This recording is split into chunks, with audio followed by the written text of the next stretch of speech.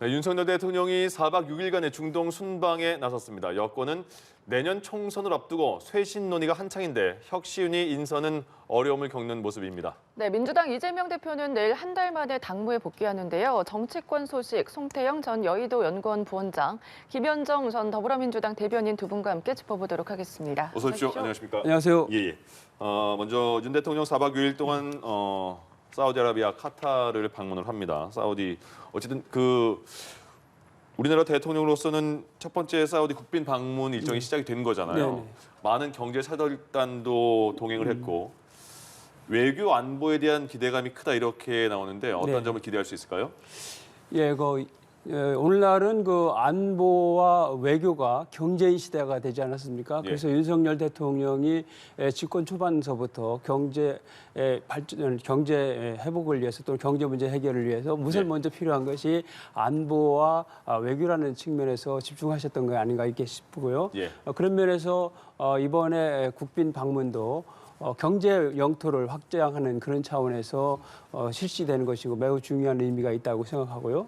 작년에 빈살만 왕세자가 한국을 방문했지 않습니까? 그래서 그 당시에 사우디아라비아와 한국과의 전략적 파트너십 관계를 확인하고 또 에피소드로 또 빈살만 왕세자가 한남동 관저에 최초의 외국 정상이 방문하는 이런 일이 있어가지고 큰 인연으로 생각해서 빈살만 왕세자가 비행기로 가면서까지 SNS에 고마움과 우정을 표현한 그런 것이 있습니다. 이번에 아시다시피 4박 5일 동안 사우디와 카타르를 국빈 방문을 하는데 여기에 경제사절단이 대규모 같이 참여해서 결국은 경제에 초점을 맞춘 그런 외교 행보다 이렇게 볼 수가 있고요. 지금 한국과 사우디나 카타르, 특히 한국과 중동은 윈윈할 수 있는 여지가 너무 많습니다. 에너지와 건설뿐만 아니라 특히 사우디 같은 경우는 2030 프로젝트, 다시 말하면 디지털 첨단 산업 국가로 다 변신하는 그런 프로젝트, 또 구체적으로 네옴시티랄지 또 미래 산업에 대한 투자 이런 데 있어서 우리나라의 기술력과 경제 발전의 경험 그리고 사우디의 자본력과 잠재력 이런 것이 같이 시너지 효과가 나타난다면은 우리나라가 경제 문제를 해결하고 경제 활력을 불어넣는 그런 좋은 계기가 될 수 있는 그런 외교 행보가 아닌가 이렇게 생각이 되고요. 아마도 이번 정상회담을 통해서 많은 프로젝트들이 MOU 형태로 합의 내지는 어떤 약속을 내지 않겠나. 그래서 구체적인 결과가 나올 것이다 이렇게 기대를 해봅니다. 사우디와 카타르 함께 동행하는 경제 사절단 규모만 봐도 거의 200명 가까이 되더라고요. 그러니까 이번에 대통령의 순방에는 경제 외교의 방점이 찍혔다고 볼 수 있을 것 같은데 어느 점 기대할 수 있을까요? 정부에서도 출발할 때 이제 에너지 수급 확대하고 경제 외교를 표방했거든요.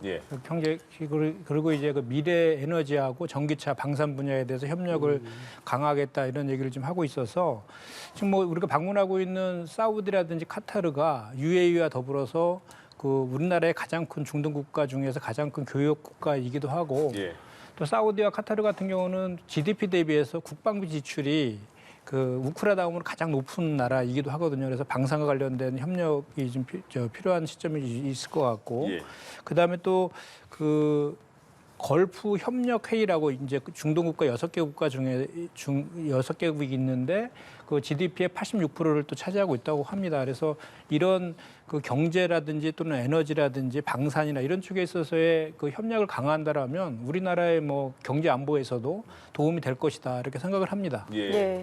그러니까 말씀해 주신 것처럼 앞서서 안보 외교가 즉 경제다 이런 말씀을 좀 해주셨는데 요즘에 또 이스라엘과 하마스 사태로 중동 정세가 불안하잖아요.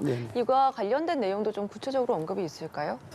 네, 아무래도 이게 오래전에 국빈 방문이기 때문에 오래전부터 준비하고 구체적으로 다 무엇을 할 것인가에 대해서 서로 합의를 하지 않았겠습니까? 결과적으로. 그러면 이제 미리 하마스 공격이 되기 이전에 이미 결정되고 합의된 사안이기 때문에 아마 그런 부분에 대해서 고려를 하지 못했을 것이라고 생각이 되고요. 다만 이제 사우디나 카타르나 우리나라나 어떤 그 이스라엘과 하마스와 관련된 부분들이 양국 관계나 중동과 한국과의 관계에서 영향을 미치지 않도록 하겠다는 전략적인 판단을 하지 않겠습니까? 그리고 또 하마스와 관련돼서는 사우디나 카타르가 지원하지 않는 걸로 이렇게 외신 보도에 나오고 있기 때문에 물론 사우디와 카타르가 팔레스타인에 대해서 지원하는 건 맞지만 그런 부분에서 일정한 어떤 관계에 관련된 부분에서 크게 걱정하지 않아야 될 부분이 있고 특별히 하여간 한국과 사우디나 한국과 카타르의 그 전략적인 동반자 관계를 심화하고 경제든 어떤 형태든 윈윈하려는 그런 전략적인 선택을 했기 때문에 그런 차원에서 그 이 부분은 해피 내지는 크게 다뤄지지 않을 것이다 이렇게 판단합니다. 예, 뭐 다뤄지지 않을 것이다 이런 말씀을 좀 해주셨는데 뭐 어떻게 좀 보세요? 외교 안보와 관련된 내용들은 다루지 않고 경제적인 측면에서만 다뤘으면 좋겠는데 사실 시기적으로 대단히 우려스러운 건 사실이죠. 왜냐하면 사실 16일 날 UAE 대통령이 방한하기로 했었는데 중동 사태가 악화되면서 취소됐거든요. 그럼에도 불구하고 사우디에서 강력하게 방문을 요청해서 가는 측면이 있고 가서 논의하는 의제 중에 대통령실에서 얘기한 거예요. 외교와 안보와 관련된 것도 의제로 들어가 있다. 이렇게 얘기했거든요. 그런데 아시겠지만 지금 뭐 이스라엘과 팔레스타인 무장단체인 하마스 간에 확산 인류에 있고 또 중동 전쟁으로까지 비화될 그런 위기에 있고요. 방문하고 있는 사우디나 카타르 같은 경우는 팔레스타인과 또 무장단체인 하마스까지 지지를 지금 하고 있는 상황. 그리고 우리가 가치 동맹을 맺고 있는 미국은 이스라엘을 지지하고 있고 어제 뭐 18조에 달하는 군비를 지원하겠다 이런 얘기도 하고 있지 않습니까? 또 그 18일 날 1대1로 포럼에서 그 중국과 러시아 정상회담이 열렸거든요. 그 7개월 만에 거기에서는 팔레스타인의 그 독립에 대해서 공감대를 형성했다 이런 얘기까지 나오고 있거든요. 그렇다라고 하면 지금 대단히 일촉즉발의 그 상황 속에서 윤석열 대통령이 그 전부터 이렇게 계속 얘기했던 보편적 가치 동맹, 가치 외교와 충돌할 가능성이 대단히 높은 거예요. 그러면 그러지 않아도 한미일과 북중러 간의 신냉전 구도가 고착화돼서 한반도 리스크가 커지고 있는 상황 속에서 자칫 잘못하면 또 말실수라든지 이런 걸 통해서 우리가 그런 경랑 속으로 빨려 들어갈 위험성이 대단히 높기 때문에 이번 그 순방에서는 정말로 말 조심을 해야 돼요. 지난번에 UAE 방문해서 UAE의 적은 이란. 그래서 이란 주적 발언으로 인해서 이란과의 외교 분쟁이 막 격화되기도 했잖아요. 그래서 이번에는 철저하게 정말 그 국익 중심의 균형 외교를 펼쳐야 된다. 그래서 실질적인 성과를 얻는 그런 순방이 되었으면 좋겠고 사실 외국과 순방을 정상회담을 통해서 MOU를 많이 체결하지만 그 MOU가 본회의로 본 그 계약으로 이행돼서 실현되는 그 확률은 대단히 낮거든요. 그래서 그런 실질적인 그 외교 성과를 얻는 그런 외교 순방이 되었으면 좋겠다는 바람입니다. 경제사절단을 많이 동행을 하고 갔으니까요. 경제 성과도 저희가 기대를 해봐야겠고요. 지금 하마스 관련된 부분을 많이 우려를 하고 있는데 아까 말씀드린 대로 전략적으로 사우디나 카타르나 우리나라도 이 부분에 대해서는 의제화한다든지 관심을 갖게 한다든지 이렇게 하지 않을 것이다. 다시 말하면 큰 틀에서 국제 정세의 변화는 있지만 이번 방문하고는 선을 그을 필요가 있다. 그렇게 할 것이다 이렇게 봅니다. 강서구청장 보궐선거 이후에 윤 대통령이 반성이라는 단어도 썼고요. 또 참모들에게 현장에 나가서 민생과 소통을 하라 이렇게 강조를 했습니다. 그리고 오늘 김기현 2기 체제 첫 번째 고위 당정 협의가 조금 전에 끝났고 저희가 발표 브리핑도 들었거든요. 근데 여기 모두 발언에서 김기현 대표가 이재명 민주당 대표에게 민생협치 회담을 하자 이렇게 제안을 했습니다. 그러면 과연 민주당과 국민의힘과 민주당 지금 분위기가 조금 더 협치하는 모습으로 분위기가 바뀔 수 있을지 그리고 이재명 대표가 받아들일지 앞으로의 그 거대 양당의 관계는 어떻게 변할지 어떻게 전망할 수 있을까요?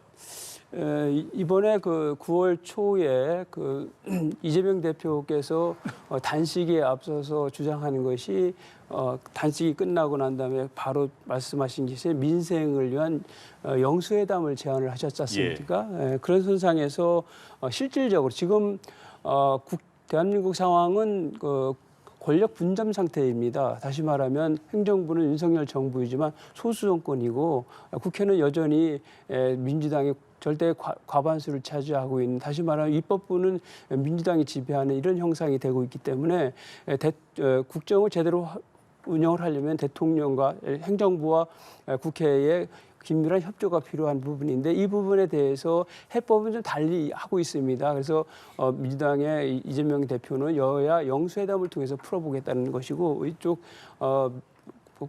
대통령실이나 국민의힘 같은 경우는 사법 리스크 등 정치적인 문제가 있기 때문에 실질적인 대화를 하기 위해서는 여야 대표회담이 적절하다 이렇게 판단을 하고 계속 제안을 하고 있는 거 아닙니까? 예. 그래서 지금은 아무래도 이재명 대표가 사법 리스크 관련된 부분이랄지 또 재보궐선거에서 승리한달지 나름대로 일정 부분 국정 나름대로 리더십을 발휘하는 데 있어서 좀 여유가 있다고 생각을 합니다. 그렇기 때문에 여야 대표가 만나서 실질적인 민생 관련된 협의를 하고 결과물을 낸다면 그것은 오롯이 이재명 대표의 몫이 될 수도 있다 이렇게 생각이 됩니다. 그렇지 예. 않아서 이재명 대표가 정말 민생을 생각한다면 김기현 대표의 민생 협치회담을 적극적으로 활용하고 응할 필요가 있다 이렇게 판단을 해봅니다. 예. 김기현 2기 지도 체제가 지금 거의 만들어진 거잖아요. 그래서 첫 번째 오늘 당정 협의에서 모두 발언으로 말한 게 이재명 대표에게 민생 협치 회담 하자 이렇게 말한 거예요. 근데 이재명 대표는 계속해서 대통령과 대화를 하자 이렇게 말을 했잖아요. 그럼 이재명 대표는 이 김기현 대표의 제안을 받아들일 수 있을까요?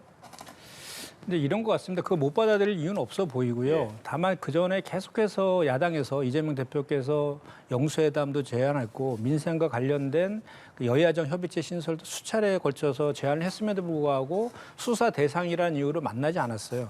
그런데 그런 국정 기조를 그런 거에 대해서 이번에 강서구청장 보궐선거에서 대패를 한 거거든요. 그런 태도를 바꿔야 되는데 이것도 마찬가지로 이제 의도가 영수회담을 회피하기 위해서 그냥 그 여야 간에 그 회담하는 거로 그 퉁치려고 하는 그런 의도로 읽혀진다라면 그 자체가 벌써 진정성이 없어 보인다는 거고, 덧붙여서 그 뭐 정쟁하는 현수막을 떼고 정쟁과 관련된 TF도 없애겠다.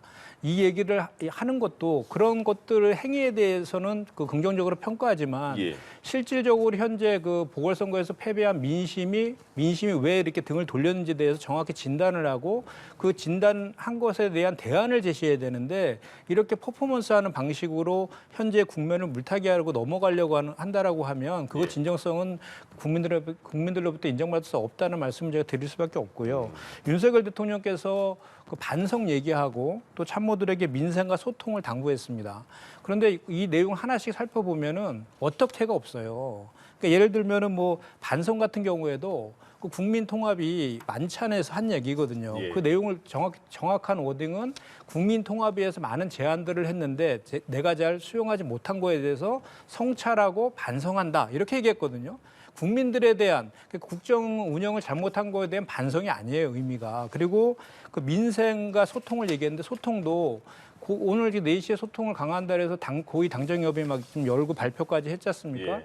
근데 진정한 소통은 야당과 국민과의 소통인 것이죠. 그리고 민생과 관련해서도 이 민생은 말로만 지켜지는 게 아니에요. 현장에 찾아가라 그러는데 현장에 찾아가서 뭐 서민들 만나고 전통시장 찾아가서 이렇게 쇼한다 그래서 민생이 살려지는 게 아니지 않습니까? 민생을 살리려면 정책과 예상으로 뒷받침이 돼야 돼요. 그런데 현재 지금 정부가 제출하고 있는 내년도 예산안에 보면 민생 예산 다 삭감해 놨지 않습니까? 그런 것들을 원복시킨다든지 그런 대안들을 제시하면서 이런 얘기들을 했을 때 진정성이 이제 다가올 것인데 예. 그런 것들은 향후에 또 어떻게 할 것인지를 우리 국민들이 지켜볼 것이기 때문에 저는 그런 후속적인 대책들이 구체적으로 나오길 좀 기대해 봅니다. 예. 예. 우선 말씀해 주신 것처럼 뭐 국민의힘에서는 정쟁 대신에 민생이다. 조금 전에 이제 고위당정 협의회 브리핑에서도 이 부분을 언급을 했거든요. 부원장님께서 보시기에는 이런 조치들이 분위기 전환에 어느 정도 계기가 될지 이 부분 짚어주실까요? 오늘 고위 당정 협의에서 주로 논의된 것을 아까 박정화 수석 대변인이 발표하는 걸 잠깐 들었는데요. 예. 거기 내용을 보면은 첫 번째 그 경제 관련된 장바구니 물가서부터 경제 관련된 부분, 또 에너지 관련된 부분도 지금 중동 사태로 인해서 에너지가 값이 많이 오를 가능성이 높기 때문에 그거에 대한 후속 조치 관련된 부분을 논의했다든지 또 농축산물 관련된 부분이라든지 이게 다 민생과 관련된 현안 중심의 어떤 그 논의가 되어서 실제로다가 국민들이 피부에 닿는 민생과 경제와 관련된 대책을 내놓는 이런 방식이 지금 제시되고 있지 않습니까? 그래서 대통령의 뜻과 당의 뜻이 현실화되고 있는 그런 하나의 그 과정이다 이렇게 볼 수가 있고요. 예. 대통령께서는 아무래도 윤석열 대통령은 선거라는 것은 민심의 표출이고 그 민심이 표출된 부분을 해석하고 받아들이는 부분이 있을 것입니다. 그런데 이 부분에 대해서 대통령이 심각하게 받아들이고 그동안 윤석열 대통령은 외교 안보에 초점을 맞춰서 초기에 어떤 그 외교 안보 관련된 부분을 세팅하는 차원에서 많은 열정을 쏟아 넣었는데 이제는 민생과 경제에 초점을 맞춰서 거기에 포커싱을 해서 민생과 경제에 대해서 비전과 그리고 실천과 관련된 프로그램을 제시하고 스케줄링하는 이런 부분들까지 내놓아야 된다는 생각을 하시는 것 같고 또 하나는 국민의힘 입장에서도 윤석열 정부가 내년 총선 전에 민생과 경제에 관련된 부분을 국민들한테 설득력 있는 성과를 내어야만이 선거가 된다는 차원이 있기 때문에 이런 부분에 심각하게 고민하고 진정성 있게 뭔가 대책을 내놓는 그런 과정들이 국민들한테 보여줄 것이다 이렇게 생각합니다. 네, 정쟁 대신에 민생 이 부분은 긍정적으로 보지만 실질적으로는 뭐 정확한 진단이나 대안이 필요하다. 조금 전에 이렇게 말씀을 좀 해주셨잖아요. 그렇다면 어떤 부분이 좀 보완이 돼야 된다고 보십니까? 저는 일단 첫 번째로는 그 윤석열 정부의 경제 정책 기조가 바꿔야 돼요. 지금 윤석열 정부의 경제 정책 기조는 이미 2008년도에 리먼 브라더스 사태로 촉발된 국제 금융위기 때 신자유주의에 대해서는 세계에서 다 용도 폐기된 거로 자본주의의 심장이라고 하는 다보스 포럼에서조차도 인정을 했거든요. 그럼에도 불구하고 윤석열 정부 여전히 그때 용도 폐기된 신자유주의 정책으로 계속 가고 있어요. 그 얘기가 뭐냐면 결국 그거지 않습니까? 초부자라든지 초기업에 대해서 그 감세를 해서 그거를 통해서 낙수 효과를 통해서 경제를 살리겠다. 근데 이건 이미 전 세계적인 시장에서 실패한 거로 그래서 정부의 개입이 중요하다는 거로 다 바뀌어 있는데도 불구하고 여전히 윤석열 정부에서는 그 기조를 가지고 있어요. 그런데 지금 올해 세수가 59조 지금 결손 지금 예상하고 있잖아요. 근데 그 중에 가장 큰 이유가 바로 그 초부자 감세라는 겁니다. 그런데 그것 때문에 이 정부에서는 그럼에도 불구하고 그러면은 민생을 살리기 위해서는 뭔가 민생을 살릴 예산이 있어야 되잖아요. 그런데도 불구하고 계속 긴축 예산을 얘기하고 있고 건전 재정을 고집하고 있거든요. 그럼 민생은 뭐로 살립니까? 그렇기 때문에 실제적으로는 그 결손된 그 예산을 메꾸기 위해서 민생 예산들을 줄줄이 지금 줄이고 있다는 거죠. 근데 제가 몇 가지만 예를 좀 들어보면 그 국민의힘에도 지자체장들이 다 지금 반대하고 있어요. 그 가장 지역의 소상공인과 골목상권을 살리는 지역 앞에 영원으로 다 삭감해버렸습니다. 기술 경제 강국을 표방하면서 R&D 예산 다 삭감했죠. 농촌과 관련된 R&D 예산도 삭감했습니다. 농민에 대한 생존권을 이렇게 강조하면서 우리 민주당에서 했던 양국관리법에 대해서 그거는 정확한 수단이 아니다 그래서 거부권까지 함에도 불구하고 농민의 생존권에 대해서는 R&D 예산도 삭감하는 그리고 청년 일자리 예산도 삭감했죠. 그러니까 정부 노인 일자리 예산도 마찬가지고 그래서 민생과 관련된 예산들을 다 삭감하고 있는 이런 것들을 실제로 그 원복시키는 이런 조치들을 발표하지 않으면은 말로만 어떻게 민생을 살립니까? 그래서 그런 것들이 구체적으로 따라줘야 된다는 말씀을 저희가 지금 드리는 것입니다. 그 관련해서 지금 윤석열 정부 경제 정책에 대해서 많이 비판을 많이 하셨는데 지금 문재인 정부가 경제 정책에 민생 정책에 실패했기 때문에 정권을 내놓지 않았습니까? 그 중심적인 그 경제 정책이 소득주도 성장 아니겠습니까? 그리고 정부가 꽃간을 너무 많이 풀어가지고 문재인 정부 시절에 5년 동안 400조의 빚이 늘어났지 않습니까? 그래서 국간이 비었습니다. 사실 그래서 윤석열 정부가 정책적인 수단을 쓰기에는 사실 재원의 한계를 많이 느끼고 있는 상황이고 또 정부가 재정의 건전성까지를 생각하기 때문에 사실 선택의 여지가 사실 좁은 건 맞습니다. 그래서 윤석열 정부의 경제 정책은 민간 주도 정책이고 민간의 활력을 가져서 그래서 그 경제 성장 동력을 국가 세수로 확보해서 이런 선순환 구조를 가지고서 경제 정책을 편다는 부분 그리고 그러한 늘어난 세수나 늘어난 어떤 그 경제 성장의 과실이 소외된 소외계층이나 사회적 약자한테 두텁게 보장되는 이런 시스템으로 가고 있는 부분인데 지금 윤석열 정부가 1년 반 정도 되었습니다. 아마 경제 정책, 민생 정책 관련된 부분들이 점점 더 두텁게 현실적으로 나타나고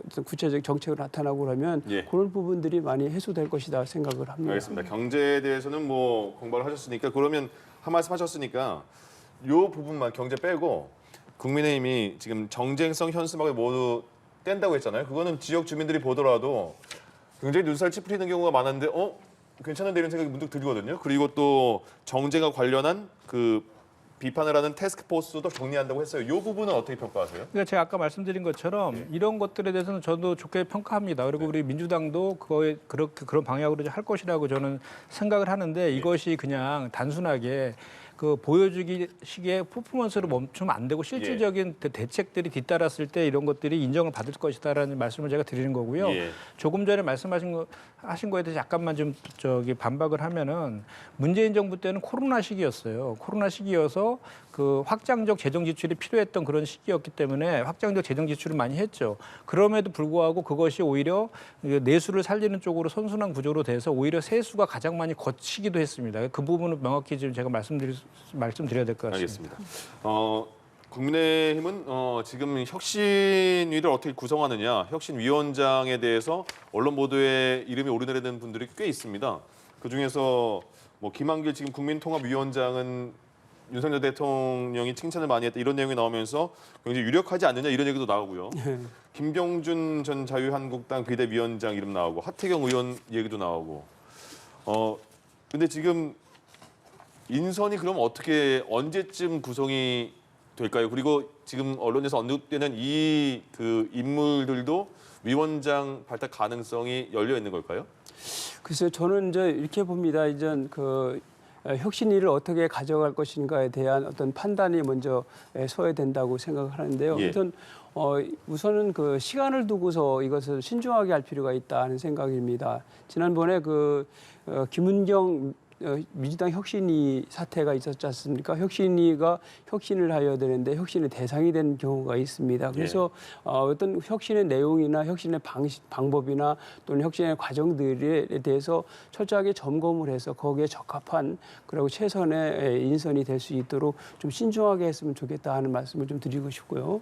또 혁신의 중심은 민생과 경제가 되어야 된다고 생각을 합니다. 그래서 좀 경제 정책에 대해서 이해도가 높고 또 정치 과정에 대해서도 이해가 높고 국민적 신망이 좀 더분이 하면 뭔가 달라지겠지 하는 정도의 신망 있는 분이 혁신위원장으로 됐으면 좋겠다는 바람인데요. 제가 말씀드린 그 민생과 경제가 중심이라는 것은 지난 그 혁신위와 또는 뭐 정책과 관련돼서 선거를 앞두고 한 중에 김종인 우리 그 위원장 얘기가 많이 하지 않습니까? 그래서 박근혜 대통령이 선거 때에 그분이 중심적 역할을 했습니다. 경제 민주화라는 화두를 가지고 경제 정의에 대해서 얘기했고 또 지난번에 비대위원장으로 오셨을 때는 내세운 것이 약자와의 동행입니다. 그래서 국민의힘의 어떤 그 혁신의 어떤 내용들은 민생과 경제에 된다고 생각하고 정치 과잉은 좀 자제돼야 된다. 저는 개인적으로 그렇게 생각을 합니다. 김한길 국민통합위원장은 이런 얘기가 나오니까 위원장 얘기가 나오니까 어디 안 간다 이렇게 말씀을 하셨다고 하잖아요. 국민의힘 혁신위원들의 인선에 대해서는 어떻게 지금 예상하세요? 지금 사실 그 여당에서 나오신 이제 패널분들이 말을 좀 바꿔요. 원래는 내일 이제 발표하기로 했었는데 시간을 갖고 좀 신중하게 해야 된다 이렇게 다 바꾸거든요. 그러니까 이제 없는 거죠 지금 하실 분이. 그러니까 예. 이제 하마평에 오르는 분들 중에 뭐 외부 인사 중에 괜찮은 분들은 다 고사하고 있다라고 제가 듣고 있고요. 그 이유는 딱 하나일 겁니다. 권한이 있어야 되는데 정권이라는 권한이 한계가 있으니까 하나만한 혁신위원장을 왜 하냐 이런 거겠죠. 왜냐하면 이 시작 자체가 원래 보궐선거의 그 참패에 대한 일차적인 책임은 윤석열 대통령이었어요. 그런데 이제 대통령이 책임질 수는 없으니까 당 지도부가 책임져야 함에도 불구하고 그냥 임명직들을 바꾸는 선에서 꼬리 자르기로 그냥 그 기결을 시켰잖아요. 그게 윤석열 대통령 말 한마디에, 그러니까 차분하게 수습하라 이 말 한마디에. 그러다 보니까 뭔가 이제 보완을 해야 되는데 보완 책으로 이제 제기된 게 이제 혁신위를 구성하겠다, 인재영입 뭐 하겠다, 총선기획당 꾸리겠다 이런 것들을 한 것인데 예. 그중에 혁신위를 이제 던져놨는데 막상 혁신위원장이 무슨 혁신위원회의 가장 큰 한계는 뭐냐면 최고위원회의 이상으로 권한을 가질 수가 없다는 한계를 갖고 시작할 수밖에 없잖아요. 그렇다라고 하면 적어도 그 정말로 이런 그 혁신을 위한 혁신위원회라고 한다라고 하면 최고위의 의결로 혁신위에서 결정된 모든 것들은 그대로 따르겠다. 그리고 그 내용도 내년 총선과 관련된 공천 기준 정도는 만들 수 있는 권한은 주겠다. 예. 이 정도는 돼야지 될 것 같고요. 그리고 이것이 정말 혁신위가 그 자꾸 제가 진정성 얘기를 많이 하는데 국민들에게 정말 국민의힘이 바뀌려는 정말 혁신하려는 그런 진정성이 있으려면 예. 그 혁신위원장으로는 적어도 윤석열 대통령에게 쓴소리를 할 수 있는 유승민 전 의원이라든지 이준석 전 대표 정도는 와야지 국민들이 그 진정성을 믿을 것이다라고 저는 생각합니다. 알겠습니다. 예, 말씀해 주셨는데 여당발 일단 뭐 신당 내지 저기 혁신위원장이 인선이 되면 그때 예. 뭐 평가도 늦지 않다 알겠습니다. 이렇게 생각이 됩니다. 네네. 예, 우선은 여당발 정계 개편 논의도 조금씩 얘기가 나오고 있는 상황입니다. 최근에 한 라디오 인터뷰에서 김예지 국민의힘 최고위원이 민주주의 정당이라면 다양한 목소리를 포용을 해야 된다 이런 얘기를 했고 앞서서 좀 말씀을 해주셨지만 이준석 전 대표, 유승민 전 의원 문제도 비슷한 차원에서 생각을 해야 된다 이렇게 얘기를 했거든요. 네. 이 같은 제안은 좀 어떻게 보십니까? 저는 뭐 원론적으로 옳은 말이다 이렇게 말씀을 드리고 싶고요. 사실은 뭐 정당이라는 것은 다양한 목소리, 다양한 입장들이 잘 융합이 되는 그러한 장이 되지 않습니까? 그런데 조금은 그동안 뭐 국민의힘이 조금은 좀 경직된 어떤 그 이견이 조금 존중되지 않는 그런 면이 있었다는 이런 반성들이 지난번에 그 보궐선거에도 조금 반영된 것이 아니냐 뭐 이런 취지의 이야기들이 많고 있습니다. 그래서 지금 이제 그러다 보니까 이제 어떤 그 소위 말해서 비주류라고 하는 분들이 목소리를 높여가고 있는 것이 사실인데 어쨌든 내년도 총선을 앞두고 우리가 어떤 그 지지층을 확장을 해야 되는데 지지층을 오히려 축소하는 쪽으로 가서는 안 되죠. 그래서 진영이 다른 사람들도 영입해서 그분들한테 기회를 주고 그분들이 갖고 있는 가치와 어떤 정책들을 포용하는 상황이기 때문에 당내에 있는 이견 정도를 포용 못한다면 어떤 집권 정당으로서 집권당으로서의 역량이나 자세는 아니다 생각합니다. 그래서 충분히 이 지금 말씀하시는 분들은 당에서 충분히 포용하고 충분히 역할을 할 수 있도록 하는 것이 방향이 아니겠냐 이렇게 판단합니다. 네, 김예지 국민의힘 최고위원의 네. 인터뷰 어떻게 보셨어요? 예, 제가 국민의힘 최고위의 발언 중에 처음으로 듣는 발언 같아요. 그 전에 최고위원들은 너나 나나 할 것 없이 윤석열 대통령에 대한 충성 경쟁하는 발언들만 듣다가 이런 발언을 보니까 그 용기에 정말 박수를 보내주고 싶고요. 다만 가능성은 전혀 없어 보입니다. 왜냐하면 지금 유승민 전 의원과 이준석 전 대표를 이렇게 포용하지 못하는 가장 큰 핵심은 본질적인 거는 윤석열 대통령이 그분들을 싫어하기 때문이잖아요. 그리고 지난번 당대표 경선 과정에서도 유력하게 압도적으로 1위 후보였던 유승민 또 내쳤고 이준석 전 대표도 지난 대선과 지방선거에서 승리의 1등 공신인 건 다들 뭐 아는 내용 아닙니까? 그럼에도 불구하고 징계해서 토사구팽 시켰단 말이죠. 그 이면에는 바로 윤석열 대통령이 있었다는 것들도 웬만한 국민들이 다 알고 계신 내용 아니겠습니까? 그런 마음들을 계속해서 갖고 있는 한 계속해서 이분들을 포용하는 것은 결국 불가능하다. 그래서 이분들이 오죽하면 계속해서 그 윤석열 정부의 성공과 여당에게 쓴소리를 계속 함에도 불구하고 전혀 받아들이지 않고 오히려 해당 행위라고 이렇게 계속 매도당하고 있으니까 12월 뭐 탈당, 신당 뭐 이런 얘기들까지 예. 그런 얘기까지 본인들이 지금 하고 있는 그런 상황 아니겠습니까? 그래서 아까도 이제 좀 전에도 혁신위가 정말 진정성을 있으려면 유승민 전 의원이나 이준석 전 대표 정도를 혁신위원장을 해야지 국민들이 믿을 것이다라고 한 맥락과도 좀 맞닿아 있는 것인데요. 예. 지금 가장 그 국민들이 의심하고 있는 것은 김기현 대표가 왜 안 물러났을까에 대해서 결국은 윤심 공천까지 마무리 지려고 하는 것 아니냐라는 거거든요. 그 의구심을 깨지 않는 이상은 국민의힘의 그 각종 혁신이라든지 이런 것들에 대해서 국민들이 이렇게 신뢰하지 못할 것이다 이런 생각을 합니다. 알겠습니다. 민주당 얘기해 볼까요? 예. 아니 근데 민주당에서는 뭐 계속해서 그 국민의힘하고 윤석열 대통령의 관계를 마치 일체되는 것 같이 해서 국민의힘이 어떤 집권당으로서 자율성이 없는 것 같이 하고 또 이러한 그 부분을 자꾸 그 대통령한테 뭔가 부담을 주고 대통령의 이미지를 훼손하는 그런 전략을 쓰는 것은 그것은 뭐 정략적으로는 좋은 전략일지 모르지만 국가의 큰 틀에서 보면 제1야당의 입장을 그렇게 정리하는 것은 맞지 않다 이렇게 생각합니다. 네. 엄연히 대통령은 그 대통령이고 당은 당입니다. 그리고 제도적으로 마찬가지고 구체적으로 다 대통령이 국민의힘에 구체적으로 무슨 지시하고 이런 것은 있다고 볼 수가 없습니다. 근거 없는 얘기입니다. 근데 그 민심을 그렇게 읽으시면 그 계속해서 똑같은 그런 이제 그 평가를 받을 수밖에 없어요. 지금 제가 한 얘기는 민주당 입장이 아니라 최근에 보수 언론의 사설에서 나오는 얘기들이라는 말씀 드립니다. 알겠습니다. 여기까지 하겠습니다. 민주당 얘기해 보죠. 이재명 대표가 이제 단식 이후에 회복을 마치고 내일 당무에 복귀를 한다고 합니다.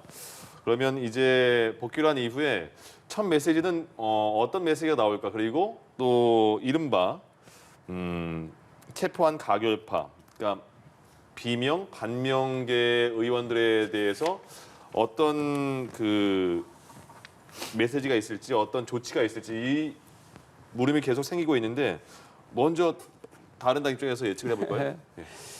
예, 저는 뭐 이재명 대표가 지난번에 그 단식 과정 또 영장 기각하는 그런 국면 또 강서구에서 보궐선거에 이긴 국면 이런 걸 통해서 정치적으로 많이 여유를 가졌다 생각되고 그런 예. 과정에서 이재명 완투 체계가 더 확고해졌기 때문에 운신의 폭이 있고 결정하는데 여유를 가질 수 있는 것이 되었다 이렇게 생각을 합니다. 그래서 아무래도 뭐 통합을 강조하지 않겠나 하는 생각을 하게 됩니다. 그래서 아무래도 비주류를 포용하는 쪽으로다가 어떤 그 스탠스를 취하고 다만 이제 지도부는 조금은 군기를 잡겠다는 차원에서 좀 더 다른 입장을 표출할 것으로 생각이 됩니다. 그래서 소위 말해서 가결파 의원 같은 경우도 당내에서는 좀 시끌시끌하겠지만 어쨌든 이재명 대표 차원에서는 그것을 어떤 그 징계를 한다든지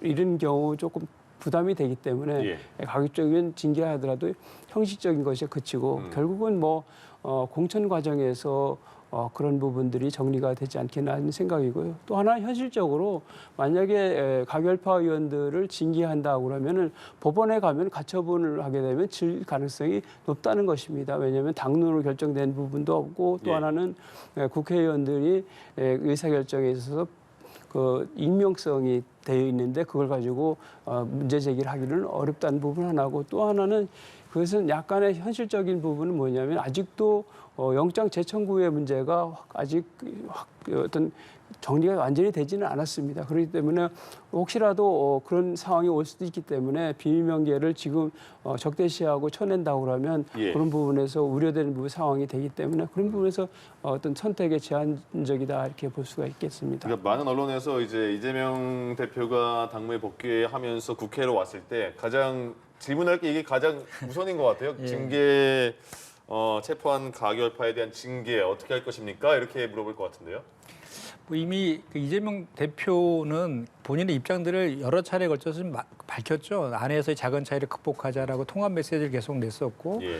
그 민생 영수회담 제안하면서 민생을 강조하는 그런 이제 입장을 좀 밝혔는데, 지금 정확히 얘기하면 가결파 의원들에 대한 징계는 정확한 표현은 아닙니다. 네. 그 가결파 의원들을 색출할 수도 없고 징계할 수도 없죠. 그건 말씀하신 것처럼. 다만 지금 이제 그 5분의 의원에 대해서 당원들이 그 청원을 하는 게 있어요. 그 5만 명이 넘으면 당에서 답을 해야 되는 게 있거든요. 그 시스템상. 그분들에 대한 문제를 어떻게 할 것인가에 대한 문제인데, 그 문제조차도 우리 원내대표는 그 정무적인 정치적인 판단을 최고위에서 하지 않고 당의 시스템상 설치되어 있는 윤리 심판을 통해서 그것이 뭐 그거에 대해서 판단하게 하겠다, 이렇게 지금 얘기하고 있는 상황이기 때문에 예. 이재명 대표께서는 철저하게 당의 그 화학적 통합을 위해서 노력하는 행보를 하실 거다, 그리고 민생 행보를 할 거다라고 저는 생각하고, 그렇게 지금은 하는 것이 우리 당에서는 가장 좋은 최선의 방법이다라고 생각합니다. 예. 왜냐하면 아시겠지만 지금 뭐 보궐선거에서 압승하고 또 영장도 기각된 그런 상황이고, 지금 또 국정감사가 이제 아직 27일까지는 하고 끝난 다음에도 또 예산안 또 정부 아니겠습니까? 예. 그때도 우리 야당의 역할이 대단히 있을 거고, 또 하나는 이제 조금 전에 대북 송구권 수원지검에 다시 이첩한 것도 영장 칠 거를 약간 암시하는 듯한 발언도 하셨는데, 또 반대로 얘기해 보면요, 지금까지 각종 이재명 대표에 대해서 1년 6개월 넘게 수사하고 기소한 그거에 대해서 이것이 표적 수사다, 검찰권의 남용이다라는 비판 지점도 있었잖아요. 이제 그런 검찰의 시간이 끝나고 법원으로 넘어갔기 때문에 저희는 법원에서 오히려 이재명 대표의 무죄를 입증할 수 있을 것이다라는 생각을 좀 하고, 그래서 예. 오히려 그런 재판이 진행될수록 검찰 리스크가 커질 것이다라고 판단을 하고요. 또 하나는 거기에 덧붙여서 12월 27일이면 쌍특검에 대해서 본회의 의결이 앞두고 있습니다. 그 내용이 뭐냐면 김건희 여사의 주가 조작건하고 예.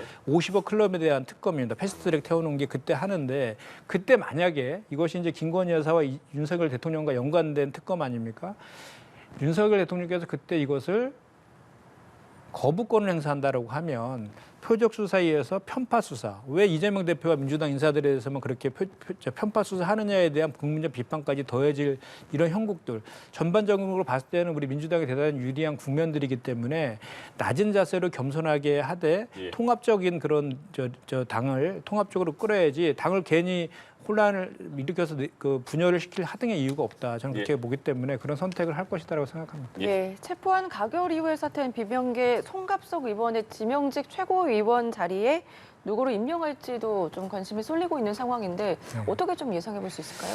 예, 사실은 그 이전에 송갑석 최고가 사퇴한 이후에 그 충청도의 원외 인사, 여성 원외 인사, 이 정도의 그 기준에 대해서 공감대가 좀 있었던 것 같고, 그런 분이 이제 언론 보도를 통해서 이제 한 분이 이제 전 대덕구청장 출신 박정현 전 구청장이 이제 그 언론 보도를 통해서 됐는데, 뭐 확정되거나 결정된 내용은 아닙니다. 예. 그럼에도 불구하고 이제 그 이재명 대표가 당무에 복귀하면 논의를 해서 이제 그 결정하는 그 과정들이 있을 것인데, 저는 그때의 그 결정 과정도 우리가 사실 지역 안배도 있었지만, 이제 좀 전에 말씀드린 것처럼 통합이나 이런 것들에 대한 것도 하나의 큰 기준으로 들어가서 그 결정하는 데 작용하지 않을까, 이렇게 예상합니다.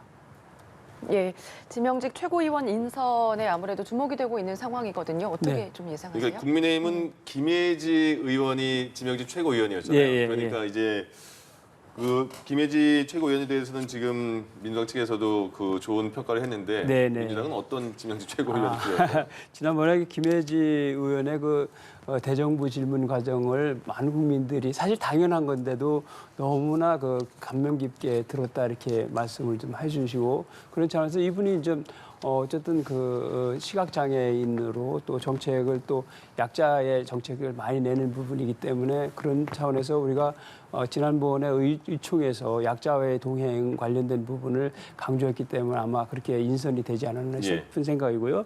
지금 이제 민주당 같은 경우는 이제 지명직 최고위원과 관련된 부분은 원래 이게 비명계의 몫이었다고 봐야 되지 않습니까? 그런데 지금 논의되고 있고 거론되고 있는 인사들이 다 친명 인사들입니다. 그래서 굳이 제가 보기에는 이재명 대표가 굳이 친명만 가지고서 간다 하는 것은 좀 옹색해 보인다 생각되고, 다만 이제 본인의 사법 리스크 문제랄지 내년도에 공천과 관련된 부분이랄지 이런 부분들에서 단일 대우를 형성해서 가겠다 하는 그런 강한 의지를 여기서 반영하려고 하는 경향이 있고 특히 또 뒷받침하고 있는 친명 지도부가 그런 쪽으로 결정을 하는 방향으로 가는 것이 아닌가 이렇게 사실은 정당 정치 발전 차원에서 좀 우려스러운 부분이 많다고 봅니다. 예. 결국은 그것이 사당화로 가는 거기 때문에 그렇습니다. 네, 근데 이거는 알겠습니다. 저도 한 말씀 드려야 되는데 지금 거론되고 있는 분도 친명 인사가 아니고요. 아.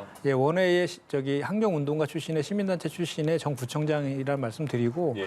좀 전에 그 앞으로 이게 그렇다고 확정된 것도 아니기 때문에 통합 말씀하신 것처럼 그런 당 통합과 관련된 인사들과 포함해서 이렇게 결정하지 않을까 그 말씀을 제가 드린 겁니다. 알겠습니다. 두 분과 함께 정치권 소식 짚어봤습니다. 지금까지 송태영 전 여의도연구원 부원장, 김현정 전 더불어민주당 대변인과 짚어봤습니다. 고맙습니다. 고맙습니다. 네, 고맙습니다. 감사합니다.